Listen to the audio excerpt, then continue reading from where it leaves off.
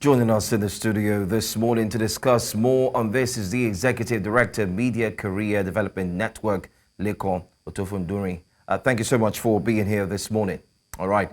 Well, in your opinion, we've seen the attacks on journalists, just like the report package that you saw as well, while active in duty, while they were working. Now, how has this impacted the perception of press freedom and the safety among media practitioners?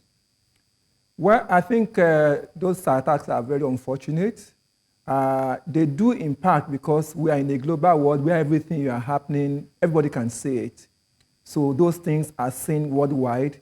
And so whoever thinks we're in a democracy will be disappointed that we have situations like that when journalists who are supposed to be performing their duties are attacked, are obstructed, are not protected.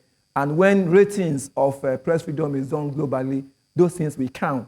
So it does impact. It makes people feel that we are not as free as should we be. And so even for some journalists, they are more careful. Sometimes they exercise undue restraint just because they want to ensure that they are not on in the line of fire.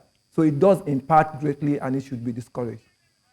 Well, do you think there should be some form of a media communication, or you name it, everything put together? Or better still, do you think the police, security operatives need to be inundated with what the key role of journalists and reporters are, especially in the face of protests, so that they can also get to understand possibly a sensitization of some sort? Do you think that is very necessary at this time? I think over the years, those kind of things have happened. I've witnessed police media relations meetings. I've seen even at the highest level of military engagement where they try to have some parley to understand that you are doing your duty, we are doing our duty. How can we ensure that we do not obstruct ourselves? But it's important to reinstate that with this kind of things.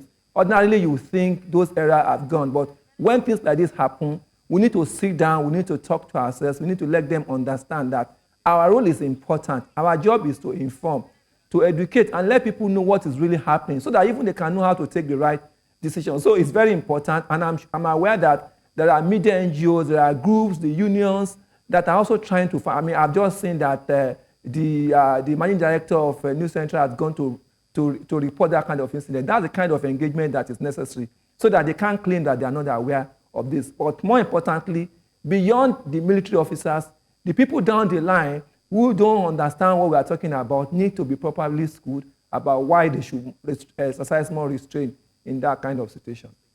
What say you about the powers that are now bestowed upon street urchins who now have the right to dictate how the media should cover events?